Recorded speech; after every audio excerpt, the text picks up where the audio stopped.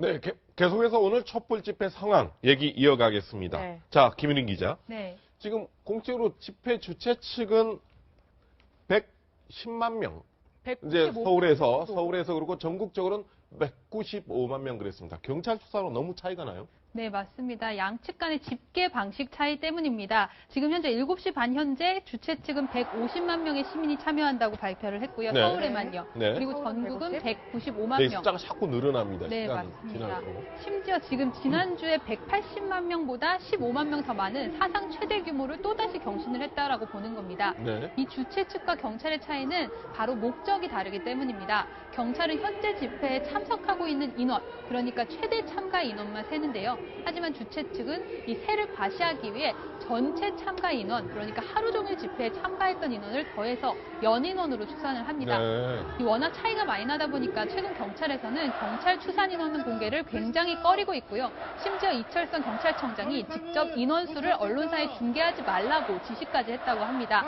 이는 그간 주최 측과의 집계 인원이 워낙 차이가 크다 보니 경찰이 일부러 소극적으로 인원을 세는 거 아니냐 이런 오해가 벌어졌기 때문인데요.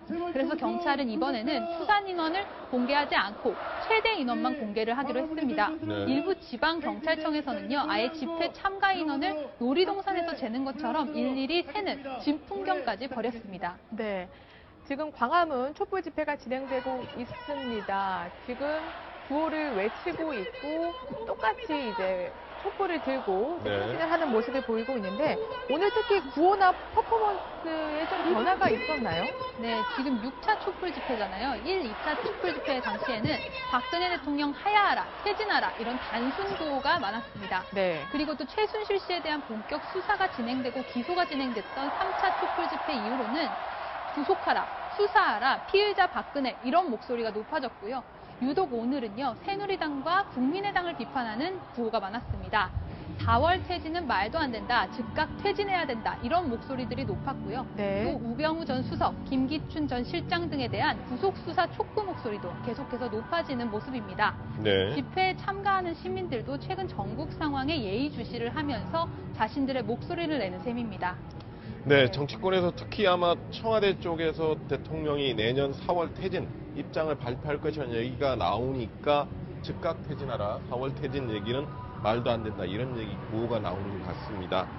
자, 근데 이렇게 조금 전에 횃불 행진도 있긴 하지만 상당히 많은 인원이 오늘 날씨가 좀 훈훈한 탓도 없지 않아 있었겠지만 많은 인원이 모였는데 아직까지는 계속 평화로운 기조 계속 유지되고 있는 거죠. 네, 맞습니다. 이 6차 촛불 집회 정도 되니까요. 주최 측도 185만 명 이상으로 모이게 우리가 최대 목표를 잡는 것은 시민들에 대한 예의가 아니다라는 생각을 했는지 이번에는 처음으로 목표 인원을 제시를 하지 않았습니다.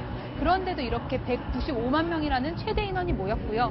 그런데 5번의 집회 모두 충돌 상황이 예상이 됐는데도 매번 평화롭게 진행이 됐었습니다. 그 이유가 뭘지 생각을 해보면요. 이 2주 연속 서울 도심에서는 계속해서 많은 인원들이 모이는데 부상자나 연행자도 한 명도 나오지 않는 거고요. 지금도 오늘도 연행자가 아무도 나오지 않는, 그러니까 전인권 씨가 말했던 아주 폼나는 촛불 집회를 진행을 하고 있는 건데요. 뭔가 충돌 상황이 예상이 될 때마다 시민들이 서로 비폭력을 외치고요. 네. 이렇게 방송차들이나 아니면 일부 강경한 시민단체들이 폭력을 유도를 하더라도 시민들 스스로가 그래서는 안 된다. 그리고 우리가 의경과 전경을 보호해줘야 된다라는 문화들이 계속해서 진행이 되고 있습니다. 또 2008년 광우병 촛불 집회 당시 건전했던 그런 시민 집회가 갑자기 변질되는 경험들을 우리 모두가 하지 않았습니까? 그렇죠. 그렇기 때문에 그때의 역사를 반복하지 말아야 된다라는 생각도 있는 것 같고요. 법원이 계속해서 2차, 3차, 4차, 5차, 6차까지 계속해서 더 청와대 가까운 데까지 문을 열어주고 있는 상황에서 우리가 평화 집회 기조를 버려서는 안 된다라는 것들을 시민들이 모두 다 공감하고 있는 문화라고 볼 수 있습니다. 네, 지금 주최 측이 밝힌 시위 참가 인원이 195만, 그러니까 지난주 190만 명을 5만 명 더 많이 모은, 그러니까 최대치를 경신했다고 지금 밝히고 있습니다. 네. 이번 주 오늘 집회 모인 인원만 전국에 195만 명 이렇게 밝혔고요. 최대 인원입니다. 이런 가운데 오늘 제가 포털 사이트를 보니까 소설가 이문열 씨가 계속 상위권에 있더라고요. 그 네. 이유가 촛불 집회를 북한의 아리랑 축제에 빗댔다고요? 네, 아리랑 축전이라고 우리가 네. 네, 네. 맞습니다. 조선일보에 실린 글 때문입니다. 이문열 작가가 촛불 집회에 100만 명이 나왔다라고 해서 국민의 뜻이 하야라고 대체할 수 없다. 시간에 맞춰서 촛불을 끄기 장면을 봤을 때는 좀 으스스한 느낌까지 들었다. 언론사들이 무엇에 홀린 듯 여성 대통령의 미용이나 섭생에 깐죽거리고 있다. 이렇게 비난의 목소리를 높인 건데요. 네. 심지어 촛불 시위의 정연한 질서와 일사불란한 통제 같은 상황을 아리랑 축전에 연상케 했다. 이렇게 말을 했습니다. 이 북한이 10만 명 이상 동원을 해서 일사불란하게 춤을 추는 그 대형 퍼레이드를 말하는 건데요. 이에 대해서 정청래 전 더민주 의원이 광화문 촛불 소동에서 이 색깔론을 찾아내다니 참 불쌍한 관념론자다. 이렇게 비난을 했습니다. 네, 이제 좀 정치권 소식 좀 알아보겠습니다. 박성훈 국장. 자, 이제 공식적으로 야권이 제시한 탄핵안 표결 처리한 날짜가 6일로 남았습니다. 6일 남은 D-6일인데, 자, 그 전에 대통령이 내년 4월 말 퇴진, 이거 공식적으로 밝힐 것이라는 얘기가 지금 많이 나오고 있으면 어떻게 보십니까? 예, 그 이 얘기가 나오는 이유가 새누리당이 이미 그 4월 30일, 내년 4월 30일 날 대통령이 퇴진하는 이런 그것을 당론으로 네. 채택해서 청와대의 답변을 기다리고 있는데 특히 네.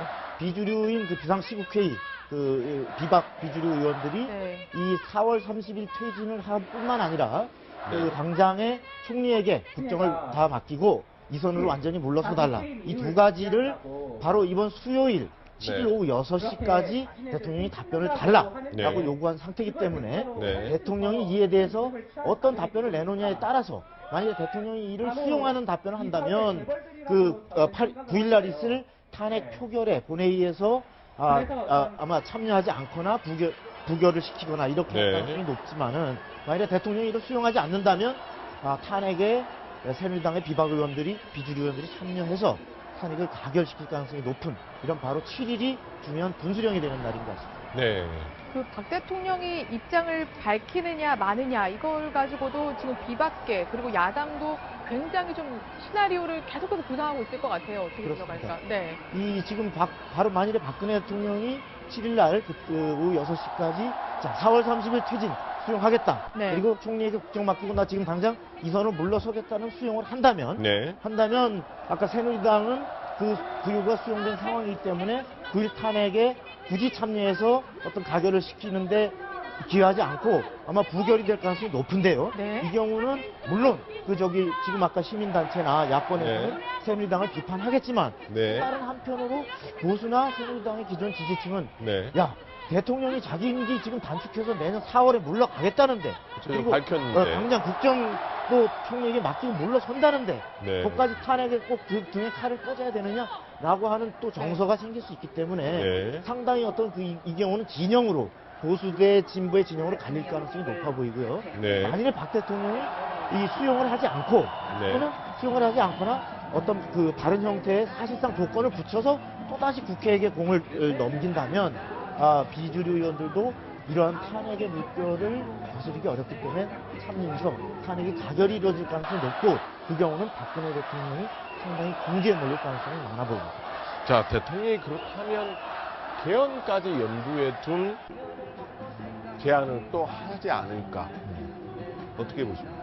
저는 만일에 그렇게 한다면 정말 그것은 스스로가 어떤 그 국민의 어떤 불신을 더욱더 부추기는 길이다.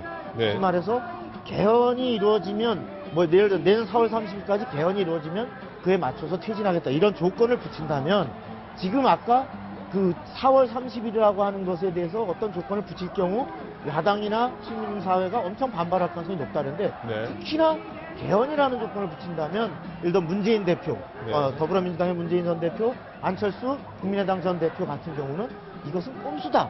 자신의 기득권을 지키고 판을 바꾸려는 네. 그리고 기득권을 지키려는 꼼수다라고 하기 때문에 네. 어떤 자신의 퇴진의 어떤 개헌 일정을 연계시켜서 거기에 붙인다면 아마도 수용되기 어렵고 뿐만 아니라 새누리당의 비주류 의원들도 예를 들어 유승민 의원이나 이런 경우도 개헌이나 이런 조건을 붙인다면 그것은 수용되기 어렵다라고 우선 당 내에서부터 네. 상당 부분에 배척될 가능성이 높다. 네. 그것은 아마 가능성이 높지 않다 이렇게 봅니다. 네. 네. 오늘이 이제 토요일이고 일요일, 이제 월요일. 다음 주가 그 최순실 정국의 정말 그 운명의 주 아닙니까? 여러 일정들이 정말 만만치 않은 일정들이 굉장히 많이 예고되어 있던데요. 그렇습니다. 자, 네. 월요일이요. 5일이죠. 이제 5일날 국회 국정조사가 최순실 국정농단 이 국정조사 기관보고가 시작되는데 여기에 바로 청와대 비서실, 경호실 네. 이런 그 주요 그 의혹을 받는 청와대, 기관들이 네, 기관들이 네. 기관보고에 줄줄이 이제 네, 네. 오르고 화요일 6일의 경우는 그 바로 미르와 K스포츠 재단 이런 모금과 관련해서 재벌 기업의 총수들이 네. 줄줄이 청문회로 생중계되는 가운데 국민 앞에 과연 이러한 그 최순실 일당에 의해서 또 대통령이 거기에 공조한 이러한 그 어떤 커다란 그 모금의 강제로 어떤 동원됐느냐 아니면 대가를 빌미로 해서 말한 주고받기식 네. 뇌물을 줬느냐 그렇죠. 이런 부분에 대한 추궁을 집중적으로 네. 핑계로 받게 되는 이런 어떤 진술을 할지가 굉장히 주목이 되고 네. 아까 7일은 바로 또 최순실, 김기춘, 우병우 네, 이런 핵심, 수요일이죠. 핵심 당사자들이 수요일날 역시 청문회에 나와서 네. 생중계로 국회의원들한테 여과 없는 바로 직접적인 신문을 받게 되는 그리고 아까 박근혜 대통령이 네. 어떤 결단을 할지도 또 분수령이 되는 날이고 그렇죠. 그리고 이제 8일 국회 본회의에서 바로 아까 박근혜 대통령 네. 탄핵을 보고하는 탄핵 보고된 소추안을 날이고. 보고하고 9일 날은 바로 그것을 가부를 결정짓는 표결이 이루어지는 네. 그런 날이게 되겠습니다. 내일이 아마 다음 주가 대통령 거취를 둘러싼 운명의 일주일이 될 것 같습니다.